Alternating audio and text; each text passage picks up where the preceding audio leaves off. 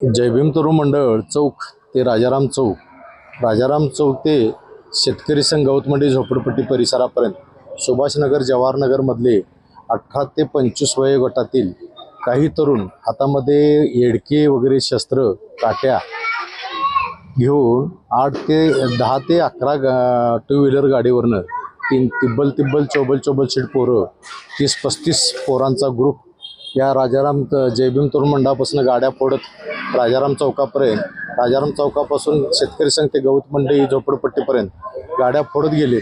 जवळजवळ 4 wheeler 2 wheeler रिक्षा tempo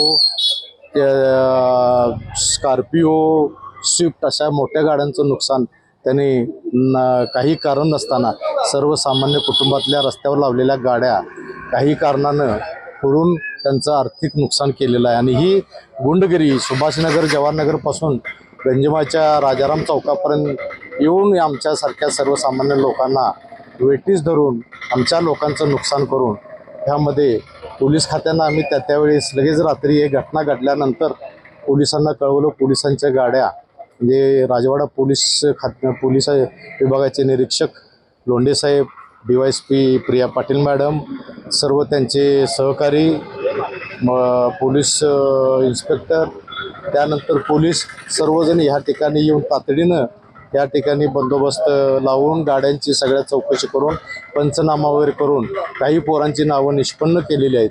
त्या दृष्टीने त्यांनी रात्रीच आपली धरपकडची मोहीम राबवायला सुरुवात केली।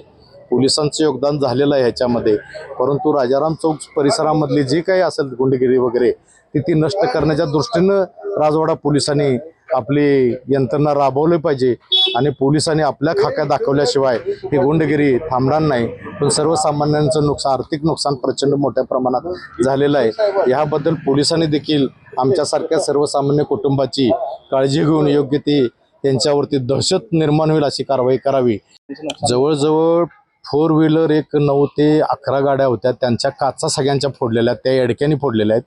2 व्हीलरचं नुकसान केलेलं आहे। 2 व्हीलरचे 8-10 गाड्या असतील, 2 रिक्षा आहेत त्यांच्या, 1 टेम्पो त्यांच्याही काचा फोडलेल्या आहेत, 2 टेम्पो त्यांच्या काचा फोडल्या। जवळजवळ म्हणजे शेतकरी संघापासून परत तीर जाताना सुभाषनगर जवाहरनगरकडे जाताना देखील त्यांनी डॉक्टर बाबासाहेब आंबेडकर कमान जवळची गाडी, त्यानंतर वरती रेसकोर्स टिंबर मार्केट कमान जवळच्या पण गाड्या त्यांनी जाता फोडलेल्या आहेत। हे बरंच मोठ्या प्रमाणात नुकसान ह्या टोळक्यानं केलेलं आहे। तेव्हा यांच्यावर जरबंद दहशत बसवण्यासाठी पोलीस खात्याने योग्य ती पावलं उचलावी।